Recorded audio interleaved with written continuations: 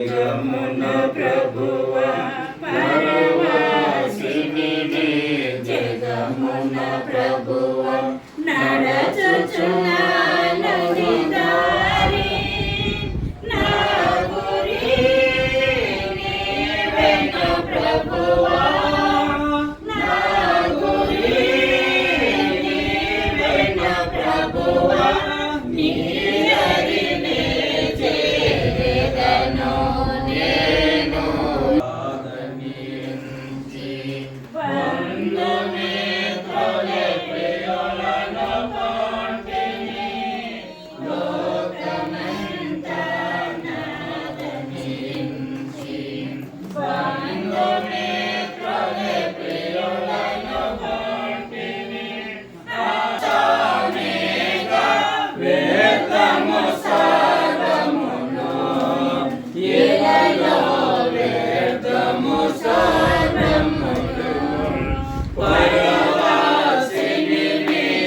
జగమున ప్రభువా పరవాసిని జగమున ప్రభువా నడచుచున్నాను దారి నా గురి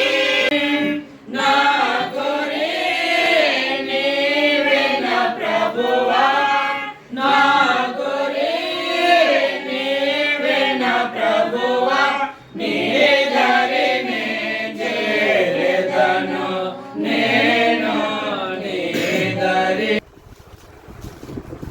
మొదటి వచనం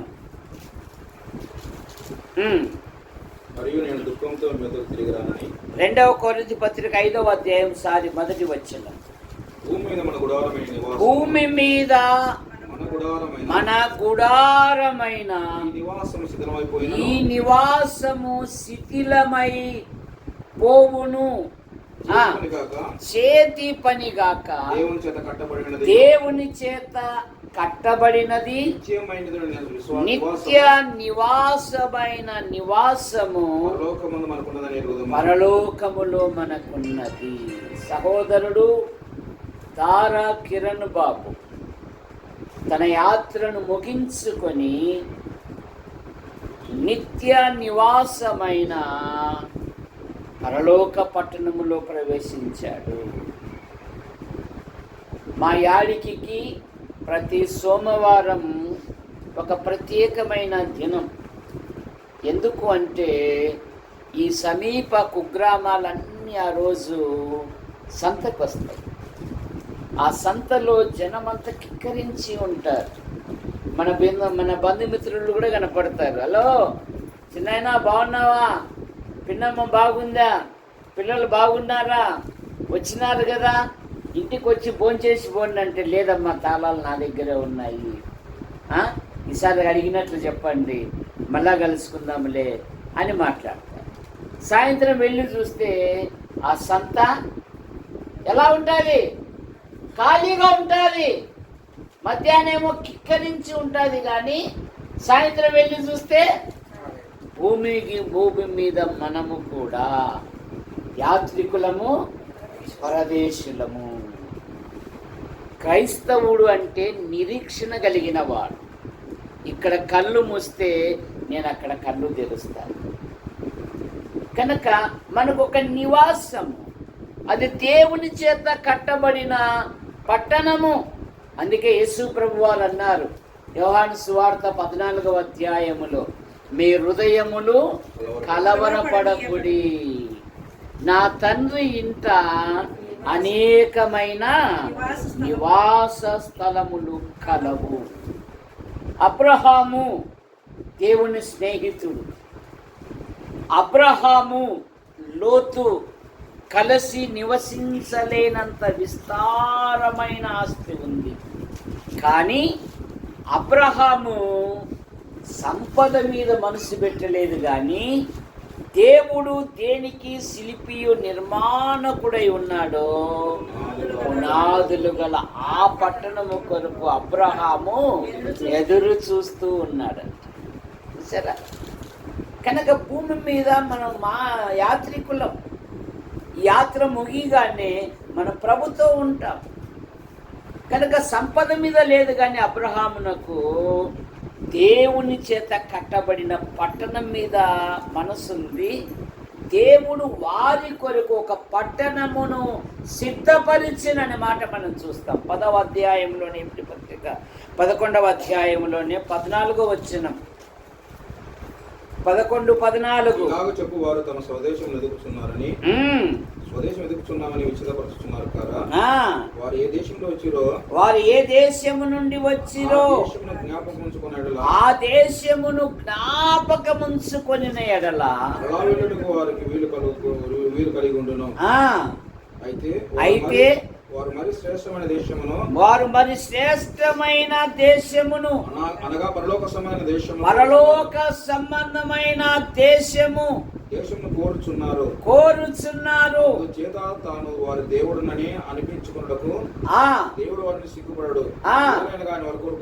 ఆయన వారి కొరకు ఒక పట్టణమును సిద్ధపరిచెను. అందుకనే లూకా సువార్త 1వ అధ్యాయం 23లో జకర్యా గురించి ఏమని రాయబడిందంటే, అతడు సేవ చేయు దినములు సంపూర్ణమైనప్పుడు తన ఇంటికి వెళ్ళాను. ఏ ఇల్లు అంట? పరలోకి ఇవ్వడంట తన ఇల్లు, మన ఇల్లు. కనుక కిరణ్ ప్రభు యొద్దకు చేర్చబడ్డాడు. ఇక 3వ మాట నిత్య ఆదరణ. 2వ తెస్సలోనికలు 2వ అధ్యాయము 16వ వచనములో తన ప్రజలకు ఆయన నిత్యమైన ఆదరణ ఇచ్చే దేవుడు.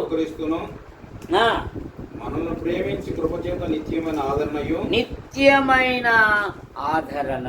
కనుక యోసేపు తన ఆధ్యాత్మిక జీవితంలో ద్వేషించిన అన్నలను ప్రేమించి వారిని ప్రేమగా చేసుకొని వారితో ప్రీతిగా మాట్లాడి వారిని ఆదరించాడంట.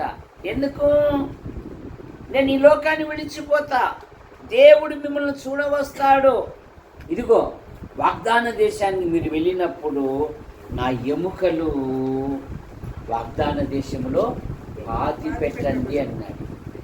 ఎంత నిరీక్షణ కలిగిన వాడు. కనుక సహోదరుడు కిరణ్ తన ఆధ్యాత్మిక జీవితంలో మంచి పోరాడి తిని, నా పరుగు తుదముట్టించి తిని, విశ్వాసమును కాపాడుకొంటిని, నా కొరకు కిరీటం ఉంచబడింది, జీవ కిరీటము. అది నా కొరకే కాదు, తన ప్రత్యక్షతను ఆపేక్షించు వారందరి కొరకు. మరొక మాట ఇబ్రీ పత్రిక 9వ అధ్యాయము 10వ వచనం, 9-15. నిత్య స్వాస్థ్యము తన ప్రజలకు. 9-15. ఈ హేతువు చేత మొదటి నిబంధన కాలంలో జరిగిన అపరాధం నుండి విమోచన కలుగుటకై ఆయన మరణము పొందినందున పిలువబడిన వారికి నిత్యమైన స్వాస్థ్యము. కనుక పరలోకం నిత్య నివాసం. దేవుడు తన ప్రజలను నిత్య ఆదరణ.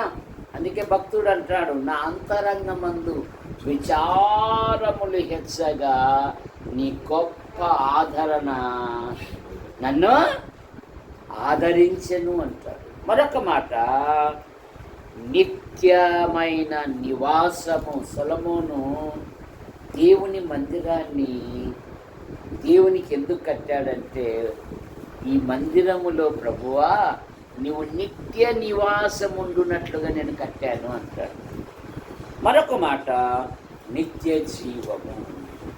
మన ప్రభు అయిన యేసుక్రీస్తు వారు సర్వ ప్రజలను ప్రేమించి ఆయన శిలువలో బలియాగమై యోహాను సువార్త 5:24లో నా మాట విని నన్ను పంపిన వాని యందు విశ్వాసముంచు ప్రతివాడు నిత్య జీవము గలవాడు, వాడు మరణంలో నుండి తీర్పులోనికి రాక జీవములోనికి దాటి ఉన్నాడు.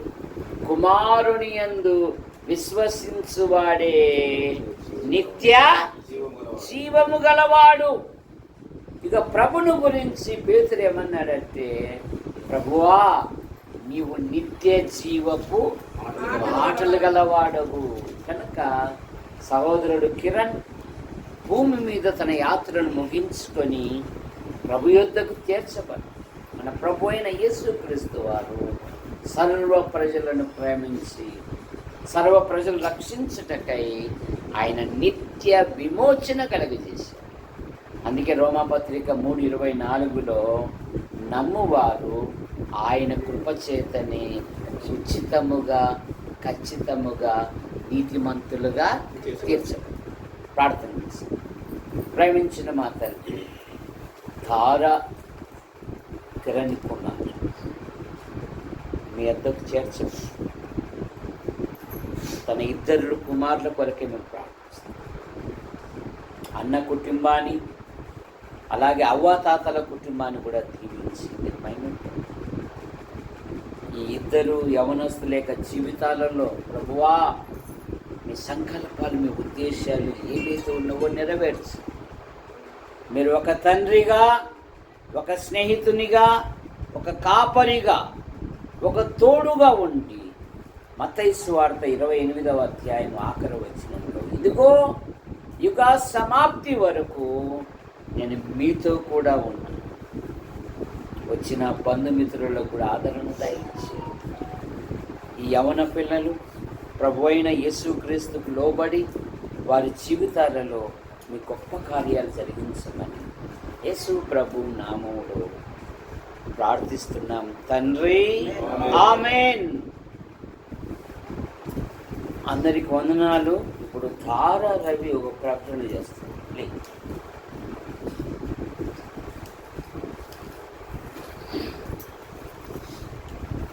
ఈ కూడిక నిమిత్తం వచ్చిన ప్రతివారు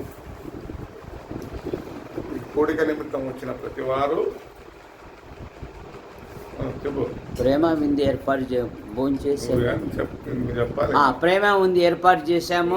ప్రేమ విందు ఏర్పాటు చేశాము. అందరూ భోజనం చేసి వెళ్ళండి. వెళ్ళండి.